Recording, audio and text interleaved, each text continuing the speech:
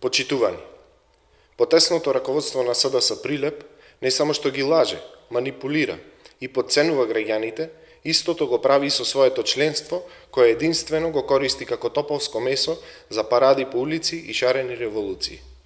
Да биде иронијата поголема, оние кои се најгласни во редовите на СДС Прилеп во изјавите дека се борат против режим и неправда, се истите тие кои под камшик го држат со закани своите членови.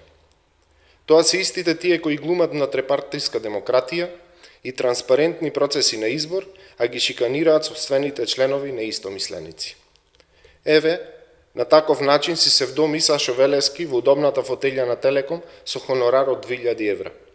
А да биде работата поинтересна, од небо падна и од луката Илија Јовановски да биде кандидатот за градоначалник на Прилеп. Ова е добро позната приказна на СДС Прилеп на промовирање на елитизам, профитерство и исполнување на лични интереси на најтесниот круг на луѓе. Но, да кажеме збор два за кандидатот за градоначалник Илија Јовановски, човекот кој изјави дека ќе биде против корупцијата и аздисаноста. Какво лицемерие.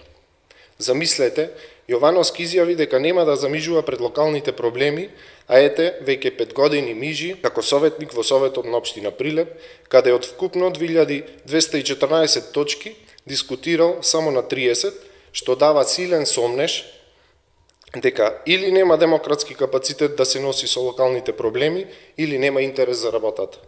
А присутен е на седниците единствено за советничкиот хонорар. Истиот тој, како носител на советничка листа, на локалните избори го одведе СДС во најтешкиот политички пораз во Прилеп, на изборите на кои кандидатурата за градоначалник ја одби неговата сопруга, најверојатно по направената калкулација дека изборите не можат да се добијат. Јовановски кажа дека ќе направи многу работи за Прилеп, ама пропушти да каже како. Човекот не само што нема идеи и стратегија за развој на општината, немаше ни доблест да застане во одбрана на општината од можноста да стане камп за бегалци. Па на седницата на Советот на општина Прилеп, тој беше оној кој го повика СДС да ја бойкотира и напушти седницата. Пропушти да каже став за двојазичност, пензиите, струјата и за сите проблеми кои се засегнати со граѓаните.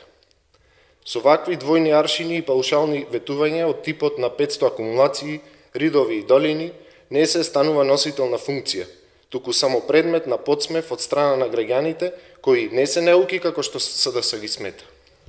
Повеќе од сигурно е дека Јовановски и овој пат како кандидат за градоначалник ќе доживее уште поголем неуспех отколку на претходните локални избори. Народот е мудар и нема да дозволи со него да манипулираат вечните функционери на СДС. На предстојните локални избори, граѓаните повторно ќе гласаат за Маријан Ристевски и за листата на советници на ВМРО ДПМНЕ. Ќе гласаат за просперитетот на општината, зашто за Прилеп се работи со срце.